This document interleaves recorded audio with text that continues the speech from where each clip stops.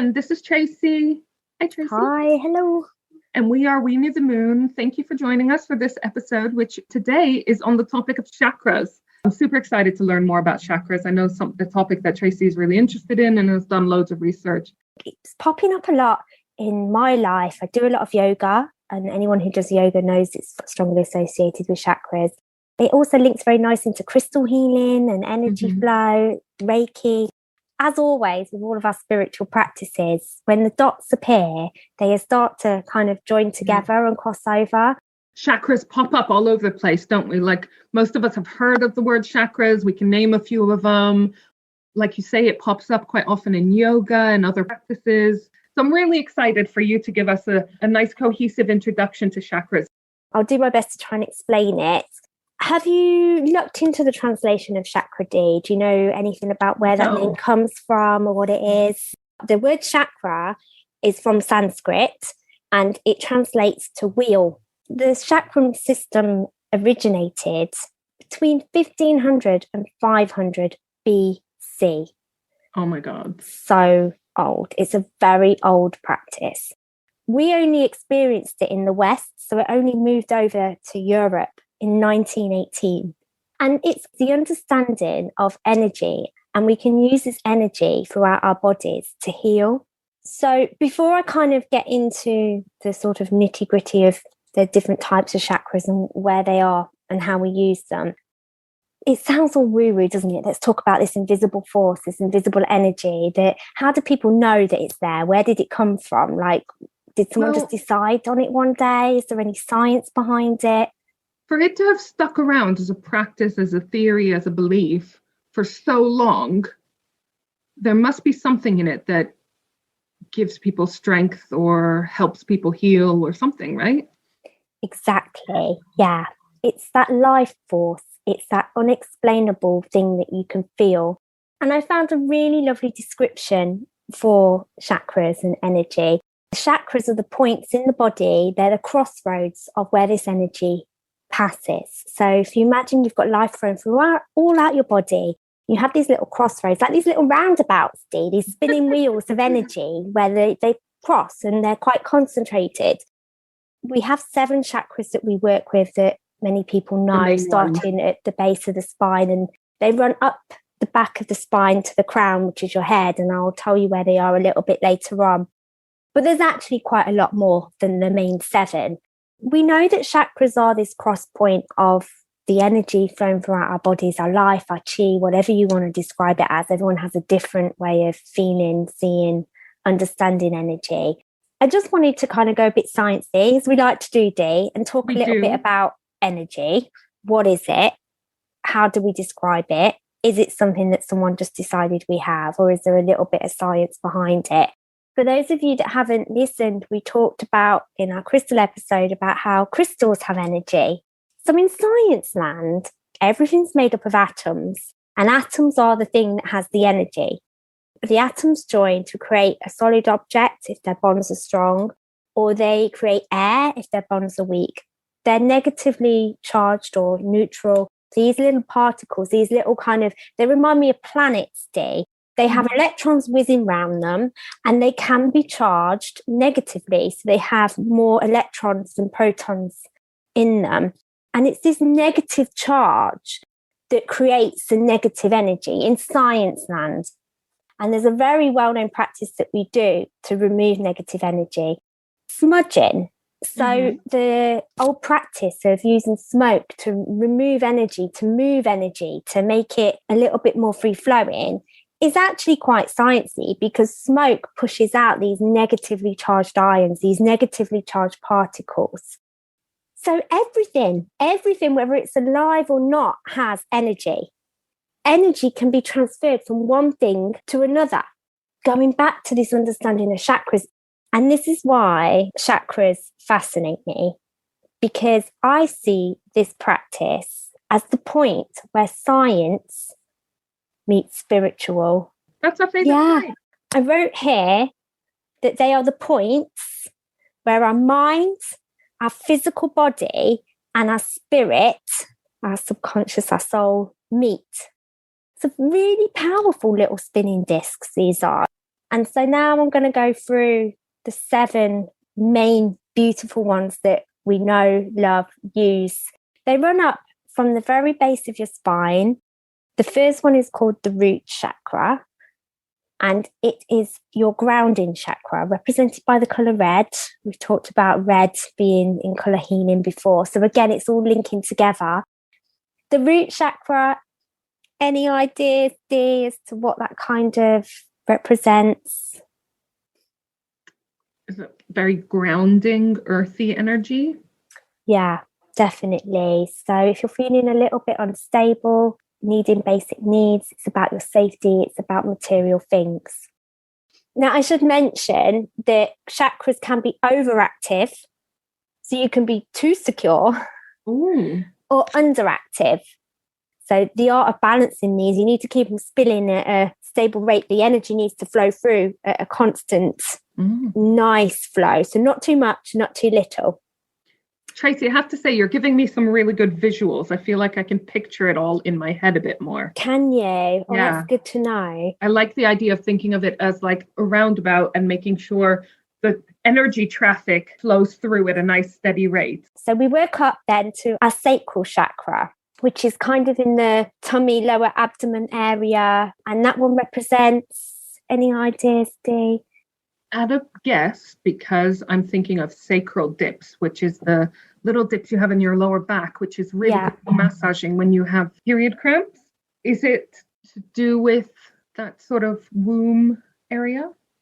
Yes. So sexuality is represented by this chakra, intimacy, sociability, relationships, also fun, creativity, and joy.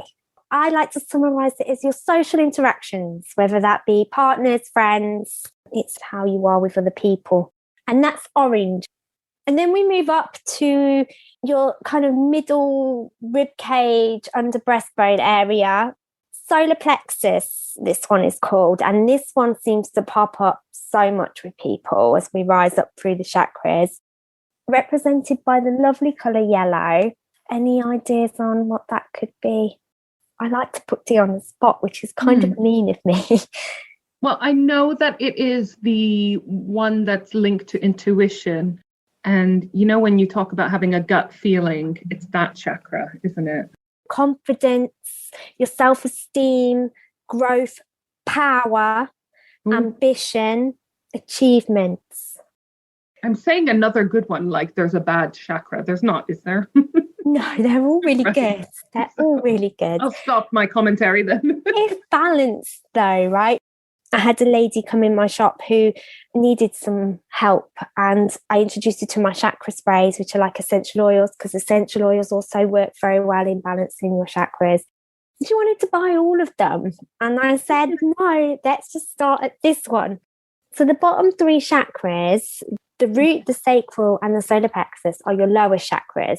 Very linked to practicality, sociability, grounding, all those words we said. Then less of the woo-woo and then more of the physical. Then we move up to the middle chakra, which is one of my favourites, Dee, and it's the heart, represented by the colour green, which always throws me because I think it should be pink, but it's not, it's green. So if you see a lot of green crystals kind of being advised for healing the heart, it's all to do with this colour therapy in green. We mentioned it previously, didn't we? There's green crystals, heart. It's again the colour that's associated with this. Hopefully this is a more easier one for you, Dee. The heart chakra. Love. Yeah, love, forgiveness, empathy, compassion. The home of the soul as well. Believed in the chakra understanding, and also peace and harmony. Very important one to keep balanced. Needless to say, I think the heart, physically, spiritually, emotionally, mentally, is important to keep everything else chugging along. And so it goes with no surprise that this middle chakra keeps the bottom, but also the top 3 that I'm about to tell you. It joins them together to keep them as one. Are you with me, Dee? I'm following. We move up to the upper chakras, and following the heart, We have the throat, which is that I'm pointing and we're on a podcast. It's not very helpful. It's your lower neck area where your voice box is. The throat is represented by this teal, aqua, turquoisey colour. Lovely colour. Really nice. I struggle with this one a lot because I have no air. So I do try and work on this chakra. What do you reckon the throat one represents, Dee? Communication? Definitely. Communication, verbal expression, purification, fluent thought, trust, and understanding and truth. Oh. Geminis and all of those chatty people, throat chakras are quite important. Isn't it funny that I did a chakra meditation with Paul? I guided him through each one of them and I made him imagine them spinning and so forth. And when we got to the throat chakra, he said he could see 2 spinny balls. Wow. Lots of blue balls jokes ensued. But I hadn't told him that that's the communication one and he's a Gemini. Isn't that weird? Ooh. So I would say his throat chakra is too active.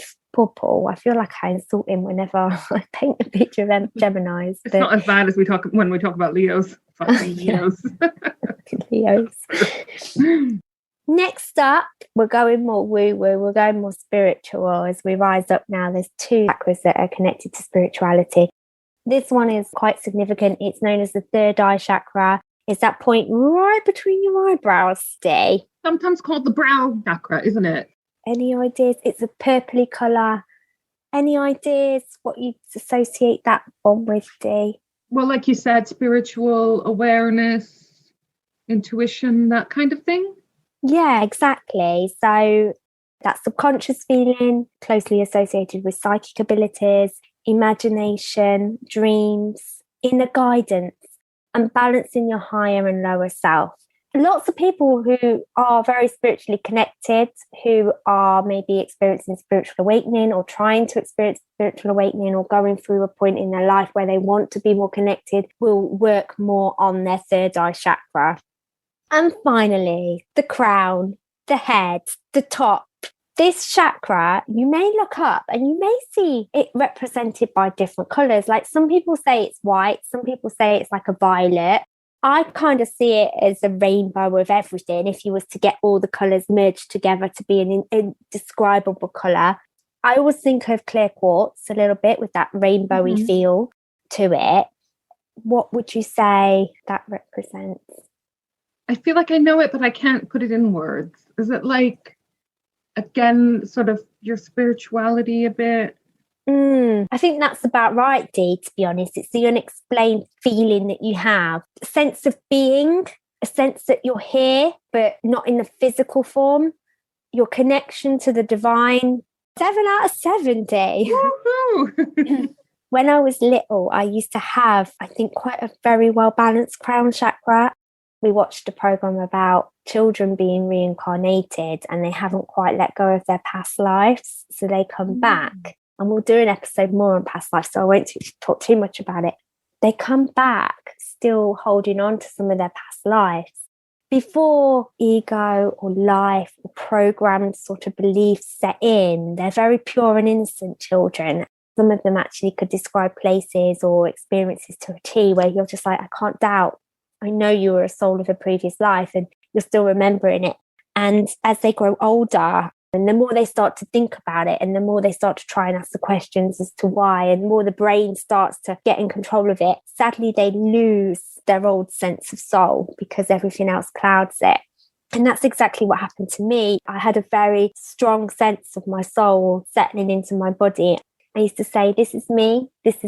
And I could feel my soul. And then I'd look at myself and not recognize. I always think now that was my soul settling into my physical form. We just did a very exciting interview with Rebecca Burgess, the mother priestess of the Temple of Cornwall. And she was saying when she was younger, she had the ability to communicate with spirits. And that's a skill that she has lost a bit as she got older. So it goes to show that we kind of unlearn a lot of it. Going back to chakras and healing, well, how do I know if one of them's out of balance? How do I know if I need work on my root or my crown? Like, what do I look out for? Do I touch my tummy and feel something? Do I see more of a colour? Like, what's going on? It's very natural to ask these questions, but it is all about going on intuition and kind of trying to go down that little level of just follow your gut, follow your feeling. If you're thinking of a stone, or you're thinking you need a particular colour, or you're craving a certain food, just do it. And then maybe after, have a little think about, oh, that's why. Talking about colours, Dee, I'm back on my science land again. Can I tell you a really interesting little story about colour therapy? Oh. My mum designs clothes. She makes lovely occasion gowns and wedding dresses and, everyday wear and so forth. And she would not count herself as spiritual. But she was talking to me about her clothes the other day, and she says, oh, I always wear this color because it makes me feel happy. So what you're describing there is basically color therapy, where we might have a crystal that symbolizes that color or that is that color. She instead wears her color therapy. And then she's saying she's looking at people and seeing a color. It's like, are you seeing their like aura? Yeah. So I told her, you should read a little bit around color therapy. She's like, oh no, I don't believe that. Colours do have their vibrations. They do have their healing. We talked about crystals and how their colours are linked to certain feelings and healing practice. And that's why the chakras have these colours. If you want to heal or work on your root chakra, you'll find that it's suggested that you incorporate the colour red. So whether that be red crystals, red foods, wear red clothes, a lot of the ways that you can balance a particular chakra is by incorporating its colour. These little battery packs I mentioned can be overcharged, too active, or undercharged, not active enough. See if you feel a little bit wobbly, if you need to ground yourself, maybe you need some work on the root chakra. If you want to get in touch with your spirituality, maybe work on the third eye. If you've lost your sense of self, the crown, etc., etc., etc. Are any of these jumping out to you, Dee? Do you think you need to work on any? My sacral one, I think. Is it overactive or underactive? I was going to say underactive, but now I think overactive, actually. So you connect with people too much, maybe? Yeah. Too intimate? Yeah. Yeah, physically, I've always had issues with that area, my lady part. And it's interesting how there's a link, isn't there, between the physical and the spiritual representation. So once you've I say decided, I mean, no one decides to have these problems or feelings. It's time to get to work on them. So how can I work on balancing a specific chakra or just maintaining energy flow and making sure that they're all spinning, they're all regular, they're all free flowing, and I'm just generally balanced. So good practice, needless to say, is yoga, and yoga very closely linked with chakras. The idea of these movements combined with sometimes a little bit of mindfulness or meditation can really just help us connect to the ground, connect to the divine, free flow our energy. Some people go for jogs. Some people will just do a little wiggle, a dance therapy. Even if you can't feel maybe the energy moving, think of it as like getting the blood flow moving, bringing life back to you. It's a really good practice to do. Have a little bit of a meditation. One of my meditation practices last week, I saw a certain person hanging up a yellow sheet, and I messaged her and it's like, the colour yellow. I don't know where it came from. I wasn't thinking of that person. I wasn't particularly thinking about doing the laundry, but I messaged her and said, I've seen you hanging up the colour yellow. And she said, I'm working on my solar plexus. Thank you. That's just confirmed. So it was her solar plexus that she'd been working on. So you just don't know from a meditation practice or a dream what might pop up on an intuitive subconscious level. Visualization is a really good one as well. So during meditation practice, you can always visualize energy flowing. We do lovely grounding practice, and you can find all sorts of different practice to sort of visualize the energy flowing through your body, feeling the earth, touching the divine, however you want to practice your visualization techniques. Also, if you have decided on a specific chakra you want to work on, visualize that color and move it into your body. So there's lots of different techniques there. I struggle a bit with visualization. Do you, Dee? I find it easier in the form of guided meditations when someone's guiding me through it. Yeah. You'll like this one. Sound therapy. So Dee has her tuning forks and also works a lot with sound therapies, S02. How do you say it? What's it called? I remember the thing you said the other day that made me laugh so much. The Gillimore girls? The Gillimore girls. Solfeggio.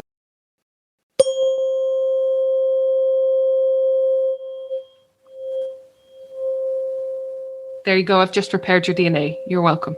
Thank you very much, Dee. Which sounds weird, but the idea of sound, again, like colour giving off a vibration, which then has a certain effect on our energy, it's all linked. So sound therapy is really important in maintaining energy flow and can be used for chakra healing. Also sound bowls as well. You'll see a lot of people chanting with sound bowls, doing sound healing techniques. There's lots of different methods that you can use there. I like the idea that there's loads of different ways you can choose to heal or balance your chakras as well. So I think there's something in this for everyone, whether you're into sound, whether you're into colour. One of my favourite ones is crystals. You can use crystals to bring in colour, balance colour. You may see pictures of people placing them actually on the chakra area, people having crystals balanced on their third eye. Usually the crystals are matched colour-wise to the chakra that they're meant to correspond to. So amethyst is a really good one for energy, and it's purpley and it's very linked to the crown. So crystals are great, and we will hopefully be launching soon a crystal chakra healing kit as well, so keep a lookout for that. If you're looking or drawn to citrine, maybe you need to work a bit on your solar plexus. The chakra set is really good because we provide you with one crystal for each chakra, so you've got a kind of starter set, haven't you? Exactly. So one for whichever you're feeling, and you could lay them all out and see which one you're drawn to and then find out the meaning. I like to do it back to front a little bit. So don't think, oh, I need to work on my root, just decided, so this is the crystal I need, this is the colour. Actually, see which crystal you're drawn to, see which colour you're drawn to. And then last but not least, on chakra healing, essential oils day. So all the oils have a healing element to them, which then can be used to, again, heal, balance, get them spinning, stop them spinning, however you need to work on. And you can incorporate them, as we've said, these aromas. They can be used in a bath. They can be used, I've made some chakra sprays. So we're thinking kind of peppermint for the throat, maybe like your groundy ones like sandalwood or patchouli for the root, geranium, rose, or your florals for the heart. There's all sorts of amazing healing practices you can bring in depending on your beliefs, what you're drawn to. Your preferred methods. And one last thing, one last tip. If you haven't got oils, your budget's quite low, time's quite low, just wear the colour. Bring the colour into an area of your life. Maybe buy a cushion, wear an outfit in that colour. Make sure you see it a little bit more. There's loads of different ways that you can help heal and keep that energy flowing. Oh my God, thank you so much for that, Tracey. It was so interesting. You know, I absolutely love essential oils. I'm going to have a little think about what's drawing me to different ones and see if that might be related to my chakras. Yeah. Also, we, of course, mention in our moon circle the associated chakra with each full moon and each new moon. Yeah, chakras are associated not only with the moons, but their zodiac signs. The archangels are also associated with chakras. Can I tell you my interesting fact, Dee? And I don't know if I've mentioned this on one of the other podcasts. I might have, but the power of the number 7 pops up a lot. So everything kind of links together. So the 7 chakras can represent the 7 archangels, our 7 aura layers, and we will do a separate episode on aura and colour healing because I think it deserves its own section. 7 days of the week, there's 7 inner planets. You know, that number pops up. So it's not surprising that the things match them and they're closely associated and it all ties in together. We should do an episode just on number 7. Yeah, we could think of everything that has 7 things. Once you start to notice it, we did numerology, didn't we? Number 7 is quite a strong one. Exactly, and lucky 7, right? It's traditionally a lucky number, isn't it? So It's all about balance, Dee. You can also visit a specialist who does Reiki or energy practice. If you're not feeling that confident in your own energy or going down your own route, you can see specialists who will help your energy flow and probably tell you a little bit more about what they see or feel. But I would say, just to finish up, that I think it's just important as a whole, as a human, to keep your energy balanced and to keep yourself functioning on a really lovely emotional level, mindful level. To check in, right, with your body. what is my body trying to tell me? Exactly. Thank you for listening. I'm really excited about our next episode, Tracey, because I'm going to be talking to you about shadow work and archetypes. Oh, yes, Dee's been studying this, and it's something that I have no idea. Yeah, it's such a fascinating topic, so I'm really excited about talking to you about it. So that's our next episode. We're really enjoying going on these little rabbit holes with you and hope you are as well. If you've got any suggestions about any topics that you'd love us to cover, then please do let us know. We'll see you next time. Bye. Thanks, everyone. Bye. If you enjoyed that and you want more from us, why don't you head over to our Patreon page, patreon.com/We Knew the Moon, and check out some bonus content. Also, if you want to stay up to date, you can follow us on our Facebook page at we.knew.the.moon. If you could leave us a review on our Facebook page, that would mean a lot. Our Instagram handle is the same as our Facebook, at we.knew.the.moon.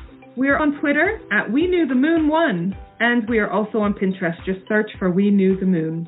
Finally, if you want lots more fun, moon info, and all things spiritual, plus our lovely shop, please visit our website, weknewthemoon.co.uk.